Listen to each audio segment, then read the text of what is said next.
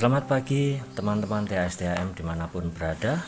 Hari ini kita ketemu lagi dalam renungan pagi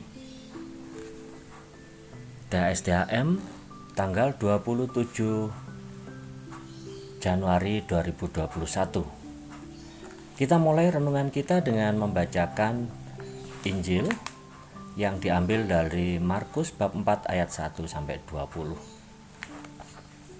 Perumpamaan tentang seorang penabur. Tuhan beserta kita sekarang dan selama-lamanya. Inilah Injil Yesus Kristus karangan Markus. Terpujilah Tuhan. Pada suatu kali, Yesus mulai pula mengajar di tepi danau.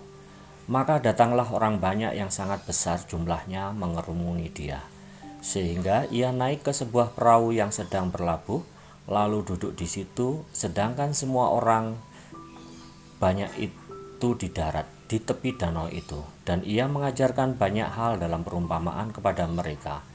Dalam ajarannya itu, ia berkata kepada mereka, "Dengarkanlah. Adalah seorang penabur keluar untuk menabur. Pada waktu itu ia menabur sebagian benih itu jatuh di pinggir jalan.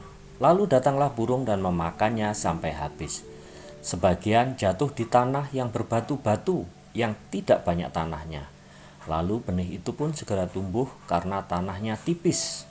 Tetapi sesudah matahari terbit, lalu layulah ia dan menjadi kering karena tidak berakar. Sebagian lagi jatuh di tengah semak duri, lalu makin besarlah semak itu dan menghimpitnya sampai mati, sehingga ia tidak berbuah. Dan sebagian jatuh di tanah yang baik, ia tumbuh dengan suburnya dan berbuah. Hasilnya, ada yang 30 kali lipat, ada yang 60 kali lipat, ada yang 100 kali lipat." Dan katanya, "Siapa mempunyai telinga untuk mendengar, hendaklah ia mendengar." Ketika ia sendirian, pengikut-pengikutnya dan ke-12 murid itu menanyakan dia tentang perumpamaan itu. Jawabnya, "Kepadamu telah diberikan rahasia kerajaan Allah. Tetapi pada orang-orang luar segala sesuatu disampaikan dalam perumpamaan, supaya sekalipun melihat mereka tidak menanggap, sekalipun mendengar mereka tidak mengerti, supaya mereka jangan berbalik dan mendapat ampun." Lalu ia berkata kepada mereka, "Tidakkah kamu mengerti perumpamaan ini? Kalau demikian, bagaimana kamu dapat memahami semua perumpamaan yang lain?" Penabur itu menaburkan firman. Orang yang di pinggir jalan, tempat firman itu ditaburkan, ialah mereka yang mendengar firman. Lalu datanglah iblis dan mengambil firman yang baru ditaburkan itu ke dalam mereka. Demikian juga yang ditaburkan di tanah yang berbatu-batu, ialah orang yang mendengar firman itu dan segera menerimanya dengan gembira. Tetapi mereka tidak berakar dan tahan sebentar saja. Apabila kemudian datang penindasan atau penganiayaan karena firman itu, maka mereka segera murtad. Dan yang lain ialah yang ditaburkan di tengah semak duri. Itulah yang mendengar firman itu. Lalu kekhawatiran dunia dan tipu daya kekayaan dan keinginan-keinginan akan hal yang lain masuklah menghimpit firman itu sehingga tidak berbuah. Dan akhirnya yang ditaburkan di tanah yang baik ialah orang yang mendengar dan menyambut firman itu lalu berbuah. Ada yang 30 kali lipat, ada yang 60 kali lipat, dan ada yang 100 kali lipat. Demikianlah Injil Tuhan. Syukur kepada Allah, dan semoga karena pewartaan Injil ini dihapuskanlah dosa-dosa kita. Mari saudara-saudaraku yang terkasih, kita merenungkan sebentar. Pada tahun 1990-an, saya pernah mengantarkan adik saya menuju ke Ruteng. Tetapi sayang, dari Labuan Bajo sampai Lembor kami masih bisa berjalan dengan lancar. Hanya dari Lembor ke Rutengnya terpaksa tidak bisa kami lewati karena banyaknya longsor pada waktu itu. Sehingga saya harus melewati dari Lembor belok ke kanan menuju entah namanya saya lupa, mungkin Jalan Frater Damian, kami menyusuri pantai untuk bisa sampai ke Ruteng. Yang menarik dan yang berhubungan dengan renungan kita pagi hari ini adalah di banyak tempat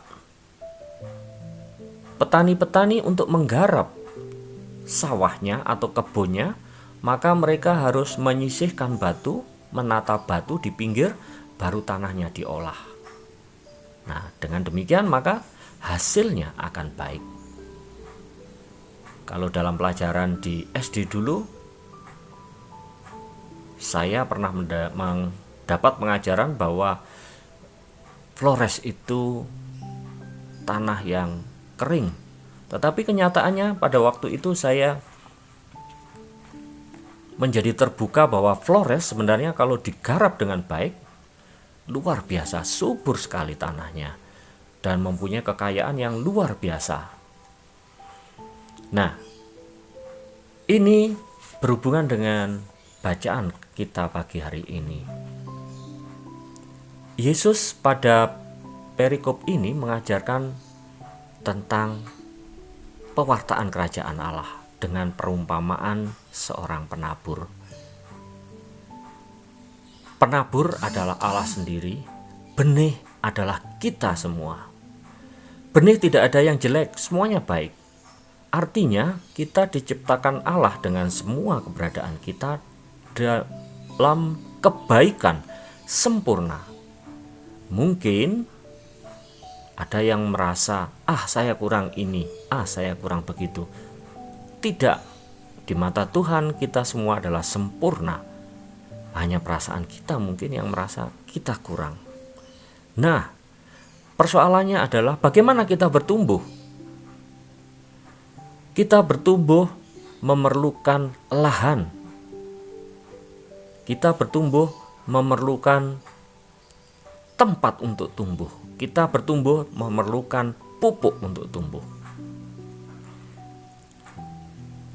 Sehingga supaya kita bisa menghasilkan buah melimpah. Saudara-saudara terkasih, apa yang dilakukan oleh THS-THM yang sekarang berkembang di mana-mana itu sudah sesuai dengan firman Tuhan ini menurut refleksi saya. Kenapa? Karena benih atau anggota THS-THM digodok dalam beberapa tahapan. Satu, mendengarkan firman Tuhan. Artinya di sini para anggota ini dikenalkan dengan Tuhan. Bagaimana pengenalan mereka? Itu tergantung dari masing-masing anggota. Apakah kita bisa mengembangkannya atau tidak? Kedua, kita diajarkan untuk silat. Untuk apa? Untuk menyehatkan badan kita. Untuk supaya kita bertumbuh secara fisik dengan baik. Dan yang ketiga dengan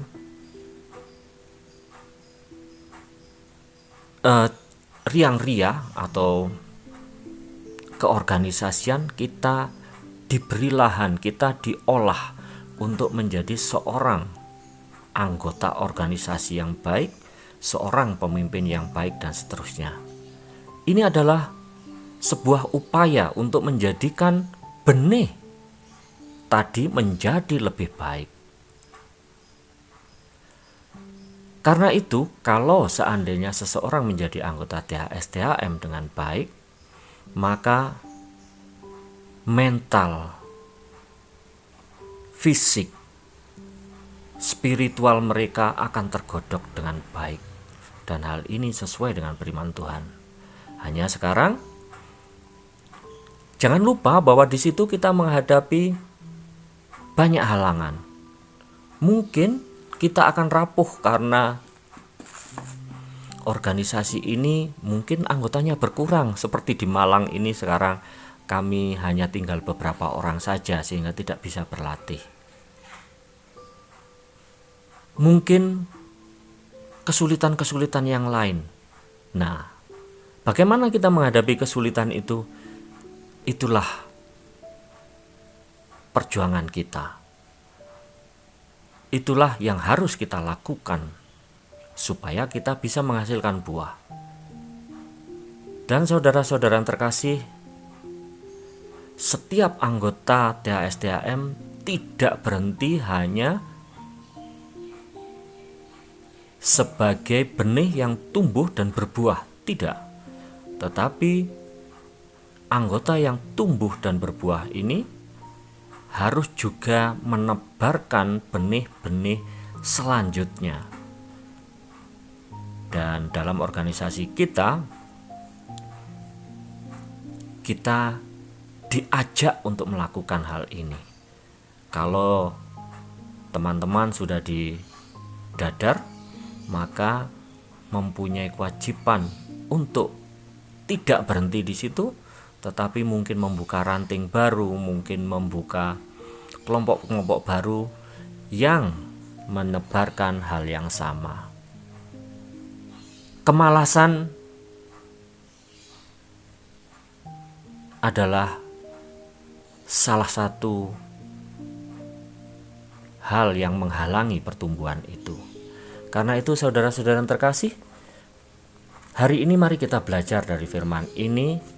Mari kita mendekatkan diri pada Tuhan. Kita memelihara firman Tuhan. Kita mengenal Yesus makin baik.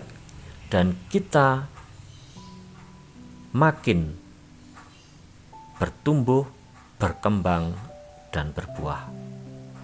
Kalahkanlah apapun bentuk yang menghalangi kita untuk dapat mencintai Tuhan Yesus. Semoga renungan pagi hari ini memberi inspirasi. Salam dari kami dari Calon Distrik Malang. Selamat pagi.